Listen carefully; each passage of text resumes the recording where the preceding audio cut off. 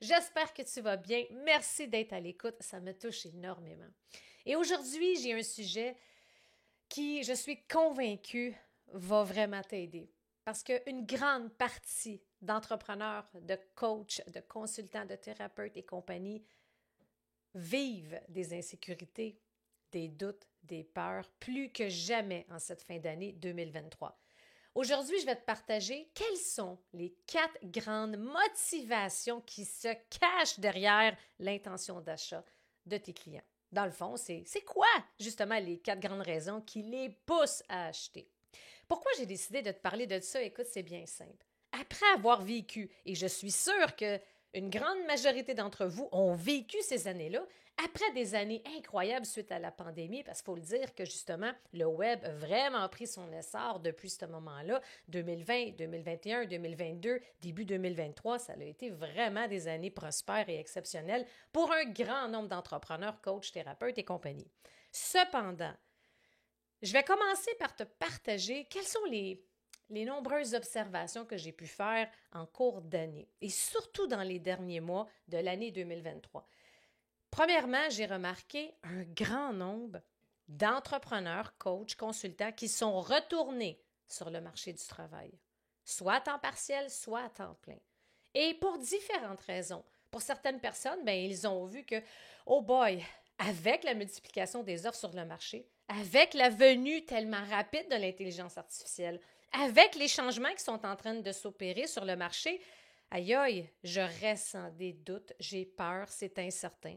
Sans parler de l'inflation qui est en train de faire diminuer le pouvoir d'achat. On a juste à penser également aux guerres. On pense au contexte économique, à tout ce qui se passe. C'est vraiment challengeant. Alors, j'ai vu vraiment beaucoup de gens retourner, comme je disais, soit à temps partiel, soit à temps plein. Il y a des gens qui ont carrément quitté le métier, sont retournés dans le salarié, soit parce que, justement, ils n'en pouvaient plus de gérer le stress, l'anxiété qui vient avec l'incertitude d'être en affaires. C'est pas facile.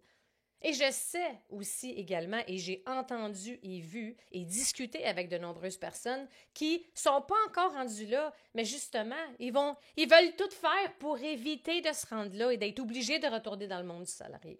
Fait que ça se peut que si tu es à l'écoute ou que tu regardes justement le podcast sur YouTube, que tu te dis, OK, oui, j'ai été à cette étape-là où j'ai peur de m'y rendre. Bref, c'est pour ça que je vais te partager pour que tu puisses réfléchir et prendre de la hauteur et même prendre un recul par rapport à, OK, qu'est-ce que je dois ajuster dans mon contenu, dans mes stratégies, dans mes offres pour justement refléter les changements qui sont en train de s'opérer. Puis j'ai vu aussi certaines personnes discuter à travers des différentes conversations sur le web et je voyais des gens qui demandaient Ah, quand est-ce que ça va revenir à la normale? Je vais peut-être péter ta bulle, mais ça ne va pas revenir à la normale. Puis dans le fond, c'est quoi la normale, right? Ça sera plus comme avant. Ça va continuer à changer, à évoluer. Ça sera plus.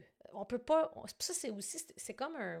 Moi, je dirais ça. C'est utopique de penser que. C'est parce que c'est sûr que c'est réconfortant. J'aimerais tellement ça. Revenir à, mettons, 2021, là. Quand quasiment, tu sais, l'année de la pandémie, mais au niveau de la prospérité, des résultats. Mais aujourd'hui, c'est différent. OK? Fait qu'il faut faire attention aussi aux mots, aux qualificatifs qu'on va utiliser parce que oui, il y a beaucoup plus d'offres. Fait que ça veut dire qu'on ne peut plus faire les choses comme avant. OK? Fait qu'il faut se questionner, il faut se challenger. Puis avant que je te partage les 4 grandes motivations principales qui incitent tes clients potentiels à acheter tes produits, tes services, là, assure-toi dans un premier temps, parce qu'il n'y a rien de magique, là. Il va falloir que tu travailles, il va falloir que tu te retrousses les manches fort probablement. Mais c'est possible de faire quelques petits ajustements pour pouvoir augmenter ses résultats, ses ventes. Mais avant, prends du recul, prends de la hauteur et demande-toi. Et surtout, même avant de te demander, ce que je veux dire, c'est assure-toi d'avoir la capacité de te challenger, de t'auto-critiquer, de te poser les questions importantes pour que tu puisses obtenir les bonnes réponses. Ça se peut que ça soit challengeant ou difficile pour toi. Va voir un collègue entrepreneur. Regarde pour un coach, un mentor, quelqu'un qui peut avoir un regard critique sur la façon que tu opères ton entreprise. Mais c'est sûr que quand on pose des questions, qu'on demande des feedbacks, puis qu'on qu'on demande là, les questions dont on ne veut pas vraiment savoir les réponses, mais quand on pose une question, il faut être prêt à recevoir la réponse. Puis tout ce qu'on a à faire, c'est de prendre ce qui nous appartient, de laisser ce qui ne nous appartient pas. Mais c'est une opportunité de développement, de croissance qui est quand même exceptionnelle. Alors, il ne faut pas sous-estimer ça, OK? Fait qu'assure-toi de, OK, est-ce que je me suis posé les bonnes questions?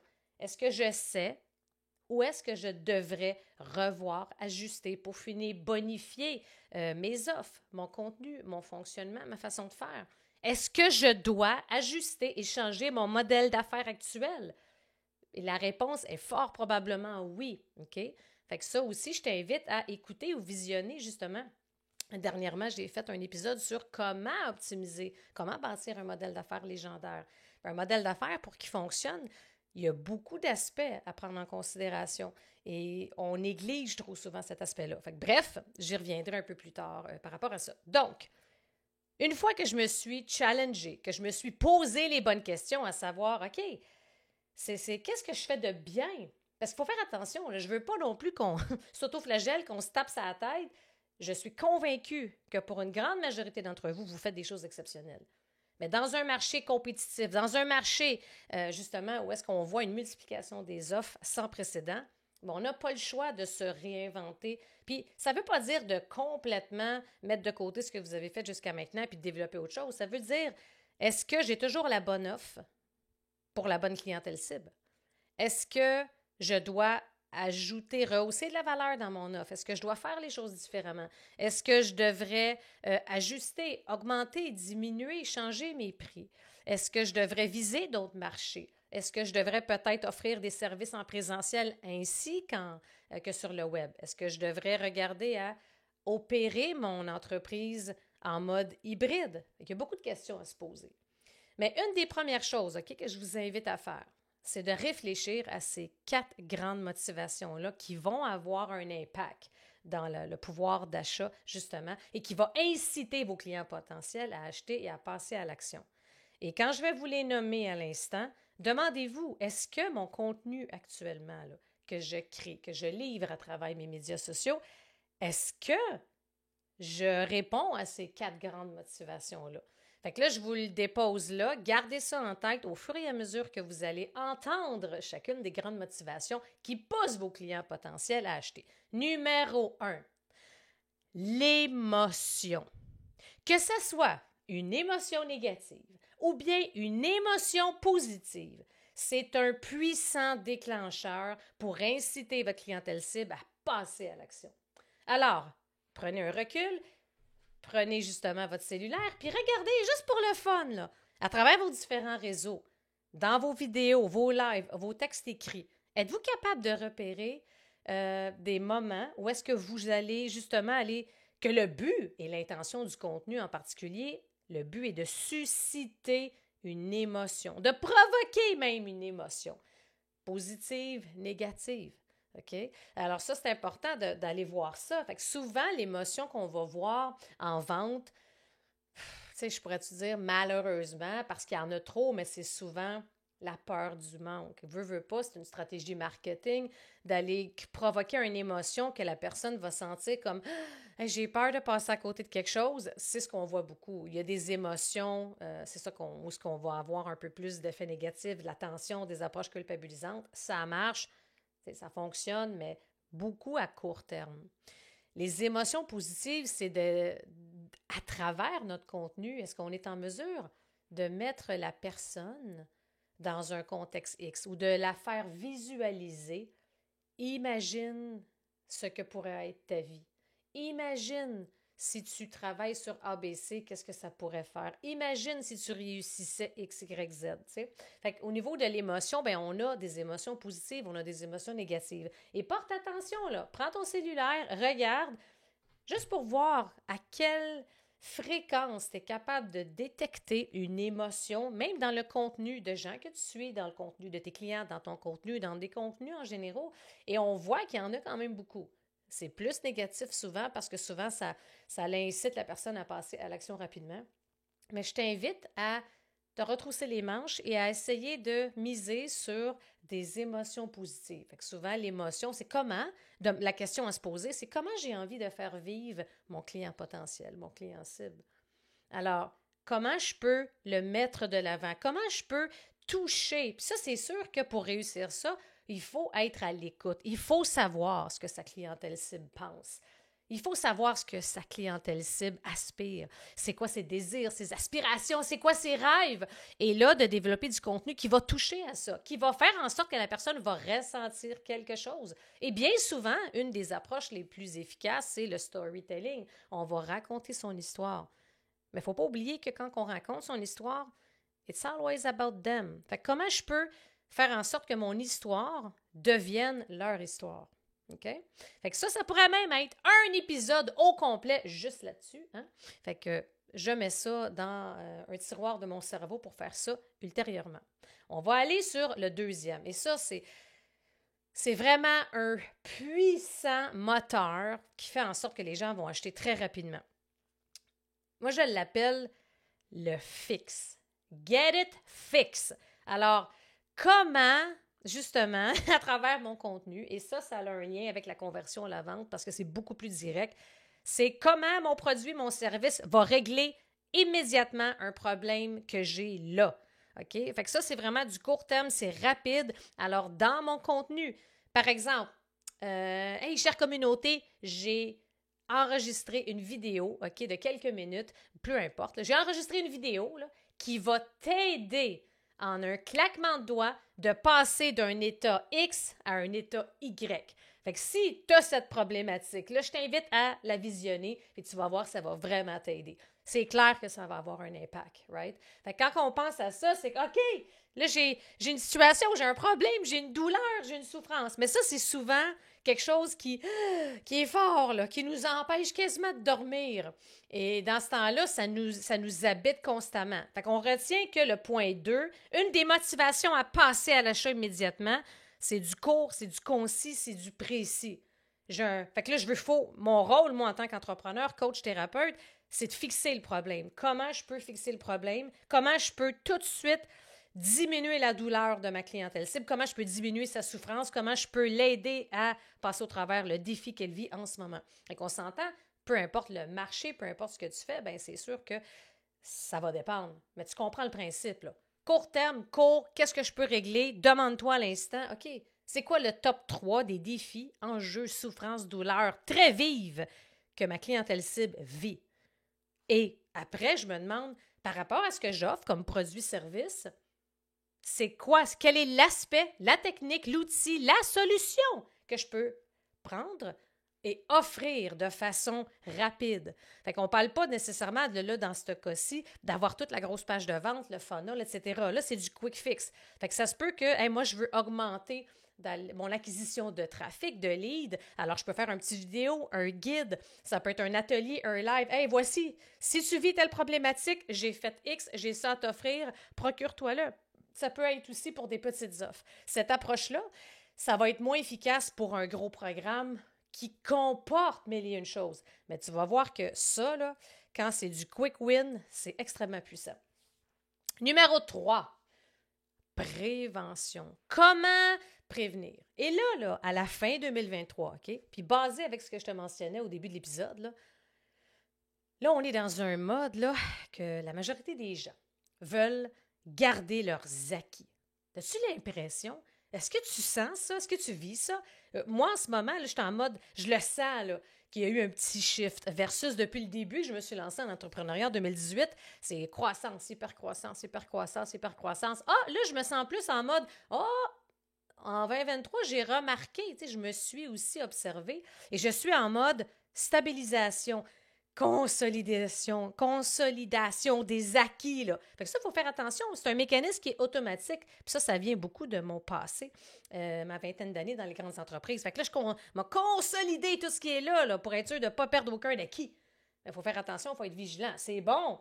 Et ça peut être bon, là, parce que, OK, qu'est-ce que j'offre dans mes services qui va vous permettre de stabiliser, de ne pas avoir de baisse dans un marché où ce que le pouvoir d'achat est en train d'être contracté, ou est-ce qu'avec la multiplication des offres, les ventes diminuent, c'est plus challengeant, c'est plus dur d'avoir de la visibilité, de faire sa place, le coût de la pub qui augmente, etc. Fait que, alors, une des motivations, la troisième grande motivation qui va permettre aux gens d'acheter, de passer à l'action, c'est « Hey, je vais t'offrir tel guide, tel outil, tel toolkit, peu importe, telle technique, telle méthode pour t'aider à solidifier, stabiliser ce que tu as pour ne pas avoir de perte. » Fait que ça, en développant son langage d'influence, puis on sait que l'influence, c'est la capacité de diriger l'attention où est-ce qu'il le faut. OK? Fait que ça, il ne faut pas oublier ça.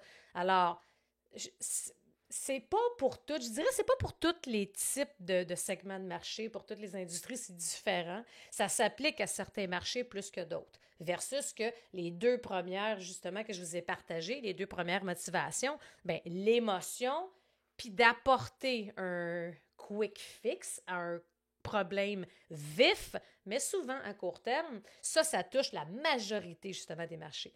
Le troisième, la prévention, c'est beaucoup plus au niveau des affaires, de la business, du marketing, des finances et compagnie. Le quatrième, et ça c'était vraiment une des motivations qui a été extrêmement populaire dans le temps de la pandémie, bien, je pense que vous l'avez deviné, croissance.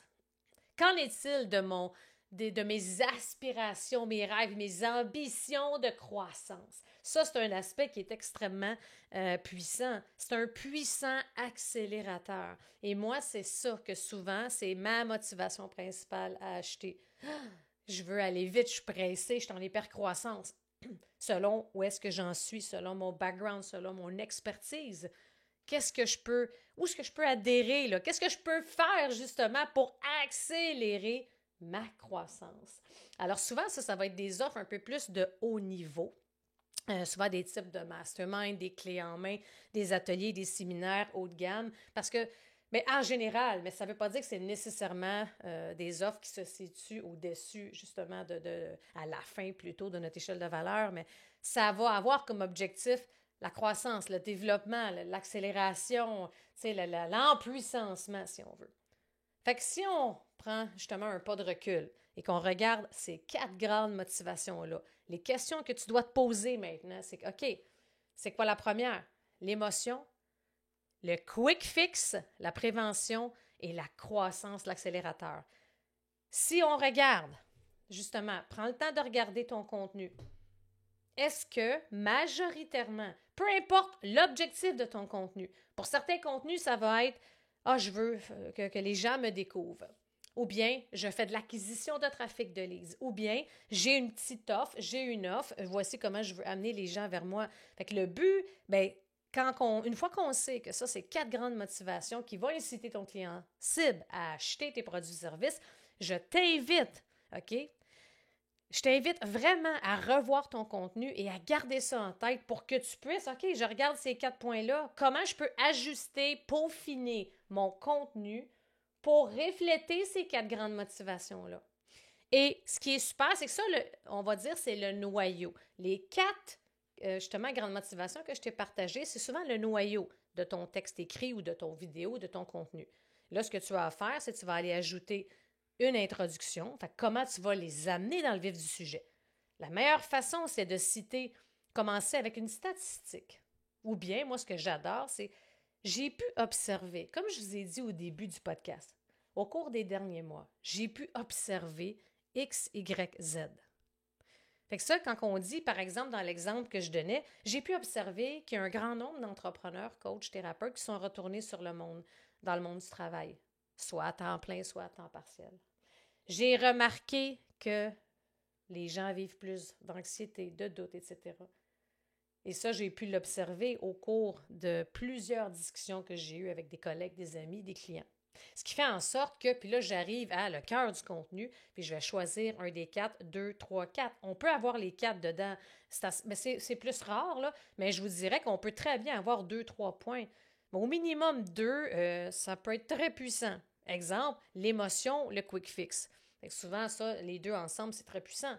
L'émotion et la prévention.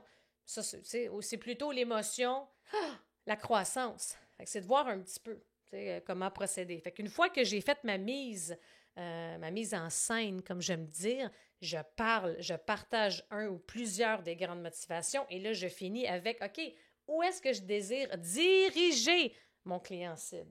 Il faut le nommer, il faut assumer, let's go, où est-ce qu'on désire les amener? Super efficace, gang, super important. Alors, demande-toi, est-ce que tu as, en ce moment, jusqu'à ce jour, ajusté ton contenu selon ce que tu observes, selon ce que tu vois, selon ce que tu constates sur le marché? Ou bien, comme la majorité des gens, on est sur le pilote automatique, on fait juste recycler son contenu, on crée du contenu comme si rien n'avait changé.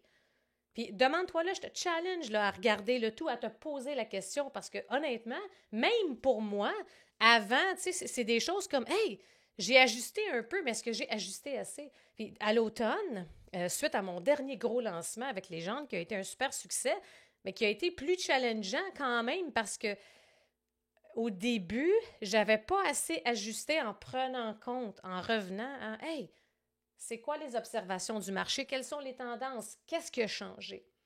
Et comment je peux adopter mon contenu en prenant en considération ces 4 grandes motivations-là. Fait que je t'invite à faire l'exercice, prends de la hauteur, challenge-toi, pose-toi les bonnes questions. Et là, regarde ton contenu.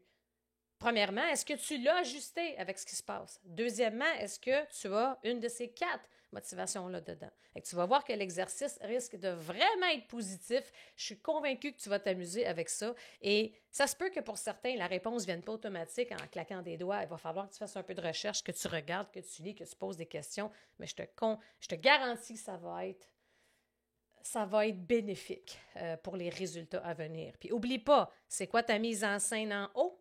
Quel est le cœur du sujet en parlant au minimum de une des 4, justement, que je t'ai partagé, grande motivation, et à la fin, où est-ce que je désire diriger la personne. Fait que j'espère que tu as apprécié l'épisode. J'ai hâte de te retrouver la semaine prochaine pour un nouvel épisode. Et en passant, si tu n'en fais pas encore partie, je t'invite à joindre ma tribu des entrepreneurs indomptables, une communauté qu'on est quasiment 6000 entrepreneurs, coachs, thérapeutes, consultants et compagnie. C'est une compagnie. C'est une tribu super engagée et tu verras que j'y partage régulièrement des trucs, des astuces. Il y a des moments de discussion. Je partage régulièrement des coaching live où est-ce que je vous partage des trucs, des astuces et surtout des behind the scenes. Alors, au plaisir de t'y voir. Alors, à très bientôt et on se voit la semaine prochaine pour un prochain épisode.